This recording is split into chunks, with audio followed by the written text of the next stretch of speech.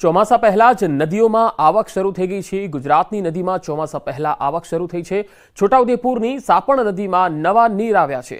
કવાંટના ઉમઠીની સાપણ નદીમાં નવા નીર આવ્યા તસવીરોમાં જોઈ શકાય છે।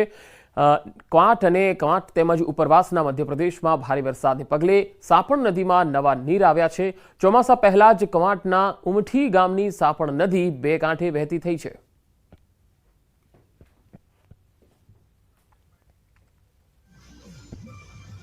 રાજ્યમાં પાણીની સમસ્યાને લઈને રાહતના સમાચાર આવ્યા છે। ગુજરાતની જીવાદોરી સમાન નર્મદા ડેમમાં વગર વરસાદે નવા નીર આવ્યા। મહારાષ્ટ્ર અને મધ્યપ્રદેશમાં વીજ ઉત્પાદન શરૂ થતા નર્મદા ડેમમાં પાણીની આવક થઈ છે।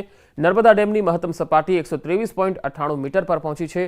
ડેમની મહત્તમ સપાટીએ જે દરવાજા બેસાડવામાં આવ્યા છે તે 121.92 મીટર છે, જ્યારે ડેમની મહત્તમ સપાટી 138.68 મીટર છે। હાલ નર્મદા ડેમમાં ઉપરવાસમાંથી 94,000 ક્યુસેક પાણીની આવક થઈ રહી છે, જેને લઈ ગુજરાત માટે મેઇન કેનાલમાં 20,000 ક્યુસેક પાણી આપવામાં આવી રહ્યું છે। ત્યારે આ ચોમાસામાં નર્મદા ડેમ તેની મહત્તમ સપાટી પર ઝડપથી પહોંચશે તેવા એંધાણ વર્તાઈ રહ્યા છે। ગુજરાતની જીવાદોરી સરદાર સરોવર નર્મદા ડેમ ખરેખર આજે ગુજરાત માટે એક સારા સમાચાર લઈને આવ્યું છે, કારણ કે જે ઉપરવાસમાં મધ્યપ્રદેશ અને મહારાષ્ટ્રમાં જે પાવર હાઉસ શરૂ થતાં 94,000 ક્યુસેક જેટલું પાણી આ જે નર્મદા ડેમમાં નવા નીર આવી રહ્યા છે, જેને લઈ નર્મદા ડેમની સપાટી ઉત્તર વધી રહી છે। ખાસ વાત કરીએ તો હાલ જે ઉનાળા જે ચાલી રહ્યો છે અને ઉનાળા પૂર્ણ થવા આવ્યો છે અને ચોમાસું બેસશે, પરંતુ હાલ ઉનાળાના 41 થી 45 જેવા ડિગ્રી તાપમાનમાં પણ સરદાર સરોવર નર્મદા ડેમમાં પાણીની આવક થતાં નર્મદા ડેમની જે મહત્તમ સપાટી જે છે 121.92 મીટર તે વટાઈ ચૂકી છે। અને હાલ તમે જે ન્યૂઝ 18 ગુજરાતી પર જોઈ શકો છો એક્સક્લુઝિવ દ્રશ્યો કે જે એના દરવાજા છે એ દરવાજા લગોલગ પાણી આવી ચૂકી છે, કારણ કે 123.98 મીટરે નર્મદા ડેમ પહોંચ્યો છે અને ઉપરવાસમાંથી 94,000 ક્યુસેક પાણીની આવક થઈ રહી છે। એટલે કહી શકાય કે જે આવનારા દિવસોમાં જે મહત્તમ જે ડેમની સપાટી છે 138.68 મીટર જે સર કરશે। હાલ જે વહેલી તકે જે વરસાદ પડે અને જો વધારે વરસાદ પડે તો જે ટૂંક સમયમાં જ આ જે નર્મદા ડેમ જેની મહત્તમ સપાટી વટાવે તેમ લાગી રહ્યું છે। હાલ તો જે નર્મદા ડેમની સપાટી ઉત્તર વધારો થઈ રહ્યો છે, જે ગુજરાત માટે એક સારા સમાચાર કહી શકાય। દીપક પટેલ, ન્યૂઝ 18 ગુજરાતી, નર્મદા। વાતાવરણ કોઈ પણ હોય, પરંતુ છેવટે તો તાતને જ રોવાનો વારો આવતો હોય છે। આ વખતે ભર ઉનાળામાં પણ વાતાવરણ પલટો અને છેવટે અંગ દઝાડતી ગરમીએ ખેડૂતોના પાકને પારાવાર નુકસાન પહોંચાડ્યું। સાબરકાંઠામાં પણ આકરી ગરમીના કારણે ખેડૂતોનો પાક બળી ગયો, જેને લઈ શાકભાજીના ભાવ આસમાને પહોંચ્યા।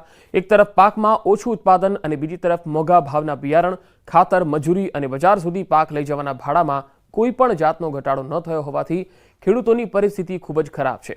જો હજુ પણ ગરમી વધે અને વરસાદ મોડો પડે તો શાકભાજીના ભાવમાં તેનાથી પણ વધારો થઈ શકે છે। અતિશય ગરમી વધવાના કારણે ખેડૂતોને જે પાકમાંથી ઉત્પાદન મળતા હતા, પહેલા જે હવે 10 થી 15 પાઉચ ભીંડા લઈને આવતા હતા, એની જગ્યાએ 4-5 પાઉચ થઈ ગયા છે। અતિશય ગરમીના લીધે બહુ ગરીબ પડે છે। દૂધી હોય તો દૂધીના બોપચા પડી જાય છે, ભીંડા હોય તો ભીંડાના ફૂલ ગરીબ પડે છે। એનાથી જે પ્રોડક્શન જે મળવું જોઈએ એ દારા ગરમીના લીધે ઘટતું જાય છે। એ પેલા 25 દિવસ પહેલા માલ બહુ સારો નહીં કરતું હતું, પણ ગરમીના કારણે માલ બહુ કપાઈ ગયો સારી, એના કારણે હાલ ભાવ બી પ્લસ થયા છે, પણ હમ માલ કપાઈ ગયો એટલે પૈસા તો એટલા જ આવે છે, મજૂરી એટલી લાગે છે, એટલે આ ભાવમાં તો કોઈ ના પોસાય। સુરેન્દ્રનગરમાં દુધરેજ નજીક નર્મદા કેનાલ પરનો પુલ ભ્રષ્ટાચારની ચાળી ખાઈ રહ્યો છે।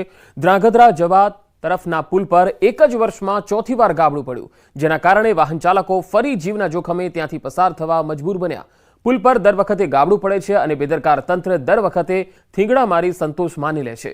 તંત્ર દ્વારા હાલ સમારકામ તો કરવામાં આવ્યું, પરંતુ તેમાં પણ લોટ પાણીને લાકડા જેવો ઘાટ સર્જાયો। સમારકામના બીજા જ દિવસે ફરી રોડ પર તિરાડો જોવા મળી, ત્યારે સ્થાનિકો યોગ્ય સમારકામની માંગ કરી રહ્યા છે, પરંતુ તંત્ર હજુ કોઈ મોટી દુર્ઘટનાની રાહ જોઈ રહ્યું હોય તેવું લાગે છે। ધ્રાંગધ્રાનો જે નેશનલ બ્રિજ આવેલો છે, જે નર્મદા કેનાલથી પસાર થાય છે, આજે વર્ષની અંદર આ 4 વાર ગાબડા પડ્યા અને 4 વાર આ રોડ બંધ કરે, ટ્રાફિક જામ થાય છે અને 4 વાર થીગડા મારે છે। ત્યારે મોરબી જેવી દુર્ઘટના બનશે, આ તો વહેતી કેનાલ છે, આમાં ક્યારે શું થાય તેનું નક્કી નથી, કેટલા માણસો મરી જાય છે। મોટી દુર્ઘટના બનશે ત્યારે સરકારી તંત્ર જાગશે એવું લાગે છે। જે હેવી કેનાલ છે કે જે બે કાંઠે પાણી છે વહી રહ્યું છે, એમાં ગમે ત્યારે પડી શકવાની પૂરેપૂરી શક્યતા છે। તો સરકાર શું મોરબીની હોનારતની જેમ આ હોનારતની પણ એક રાહ જોઈ રહી છે, અસંખ્ય માણસોના જીવહાનિની રાહ જોઈ રહી છે? એ મારો પ્રશ્ન છે.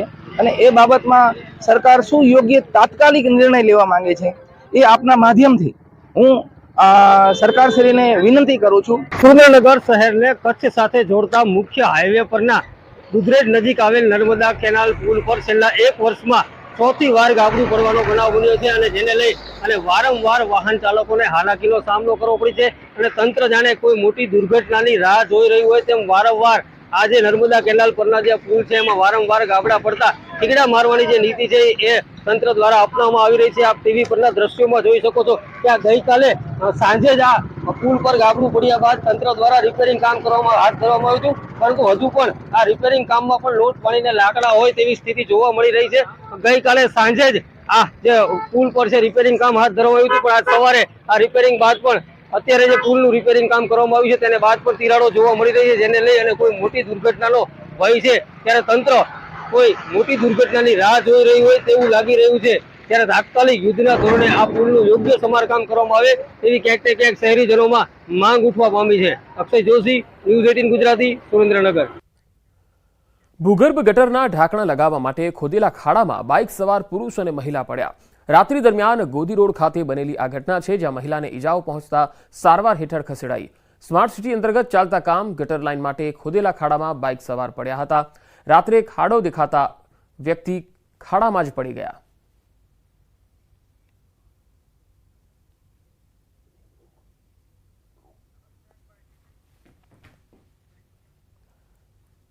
જામનગરમાં હાઉસિંગ બોર્ડના જર્જરિત મકાનોના ડેમોલિશનને લઈને રહીશોએ વિરોધ નોંધાવ્યો. જૂની સાધનામાં જર્જરિત ફ્લેટના ડેમોલિશન વેળાએ સ્થાનિકોએ હોબાળો મચાવ્યો. ડિમોલિશન માટે પહોંચેલી મનપાની ટીમ અને પોલીસ આવતા વિરોધ વ્યક્ત કર્યો અને રહેવા માટે અન્ય મકાનની વ્યવસ્થા કરી આપવાની માંગ કરી. જ્યાં સુધી વ્યવસ્થા ન થાય ત્યાં સુધી ડિમોલિશન નહીં કરવા દેવાની ચીમકી આપી.